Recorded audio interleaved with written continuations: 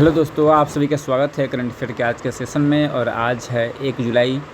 तो चलिए शुरू करते हैं आज का करंट अफेयर MCQ।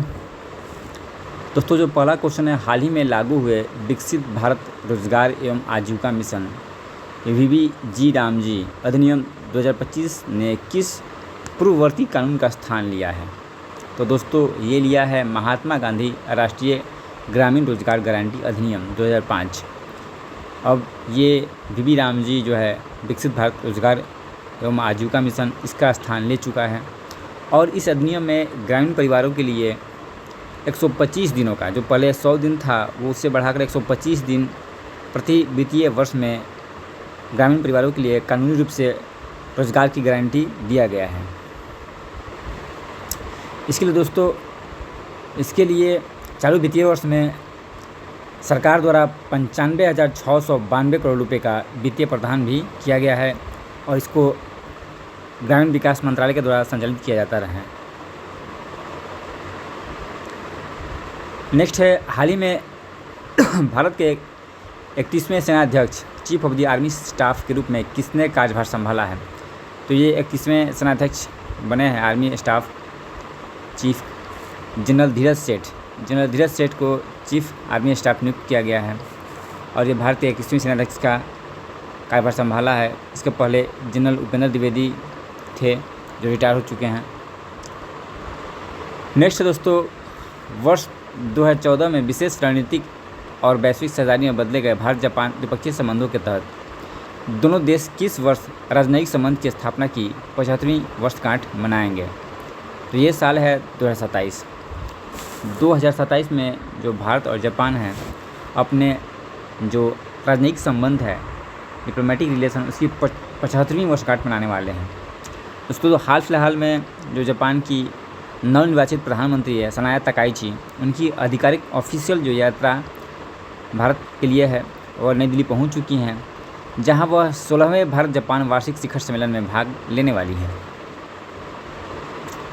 दोस्तों, भारत जापान संबंध में 2014 में दोनों देशों के संबंधों को अपडेट करने के लिए एक विशेष special strategic and global partnership का दर्जा दिया गया।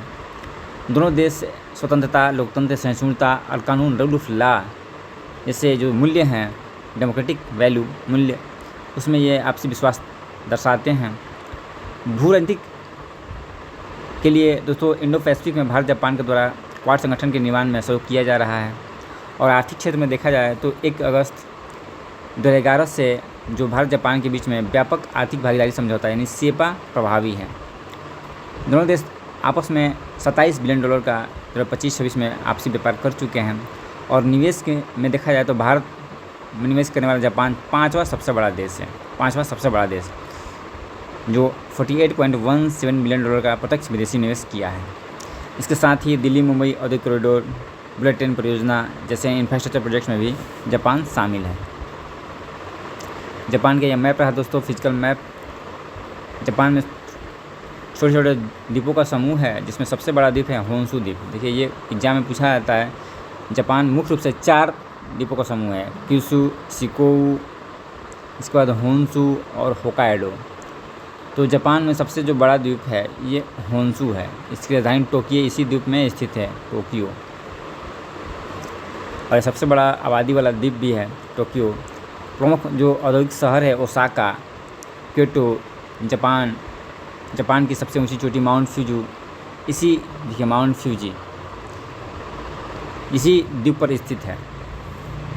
जापान दोस्तों रिंग ऑफ फायर, जो प्रशांत ring of fire, Pacific ring of fire है, उसके क्षेत्र में ये स्थित है। भारत का जापान के साथ द्विपक्षीय नौसेना अभ्यास भी होता रहा है, जिसमें स्नेह मैत्री वायुसेना अभ्यास, धर्म गार्जियन थल सेना अभ्यास, मालाबार बहुपक्षीय नौसैनिक अभ्यास, क्वाड के साथ क्वाड देश भी सम्मिलित होते हैं। जो अंतर्राष्ट्रीय कुछ संधियां हैं जापान के फेमस शहर के नाम पे किया गया है, शहरों में किया गया है। क्योटो प्रोटोकॉल, क्योटो शहर जापान का है, जापान में स्थित है।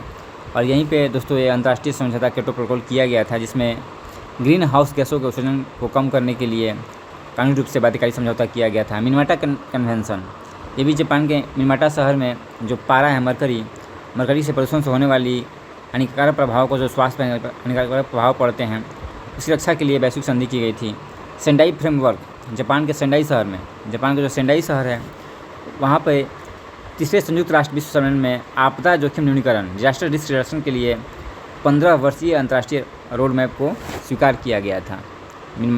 यह है सेंडाई फ्रेमवर्क।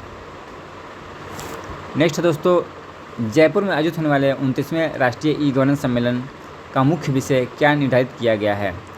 इसका मुख्य जो थीम है विकसित भारत 247 AI सक्षम डेटा संचालित और सुरक्षित डिजिटल गवर्नेंस, यानी डेटा संचालित और सुरक्षित डिजिटल गवर्नेंस AI सक्षम, ये इसका प्रमुख थीम है।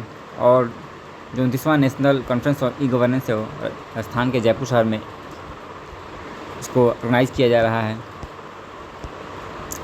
और मुख्य रूप से दोस्तों ये 3 प्रमुख संस्थाओं द्वारा मिलकर किया जा रहा है। प्रशासनिक सुधार, लोक शिकायत विभाग, इलेक्ट्रॉनिक्स एवं सूचना प्रौद्योगिकी मंत्रालय और स्थान सरकार, ये तीनों के माध्यम से किया जा रहा है।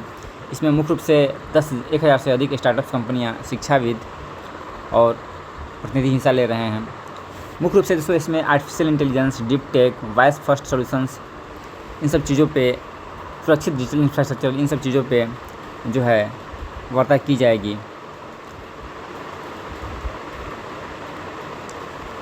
अगला दोस्तों, हाल ही में जून 2026 में भारत ने किस देश के साथ जल संसाधन प्रबंधन में सहयोग के लिए एक समझौता ज्ञापन पे हस्ताक्षर किया है। तो ये है सऊदी अरब। दोस्तों सऊदी अरब के साथ भारत के द्वारा जल संसाधन प्रबंधन के क्षेत्र में आपसी सहयोग किया गया है, समझौता किया गया है। इसके लिए एक MOU साइन किया गया है। दरअसल जो सऊदी अरब है वह समुद्र के खारे पानी का इस्तेमाल पीने योग्य ड्रिंकेबल जो है वाटर के रूप में करता है।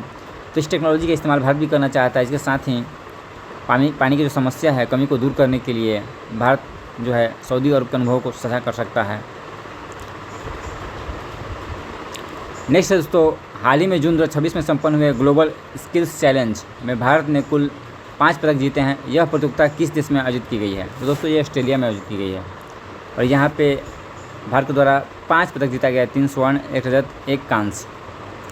और इसमें भारत, चीन, जापान, अमेरिका, दक्षिण अमेरिका 16 देशों के लगभग 600 प्रतियोगियों का हिस्सा लिया गया है।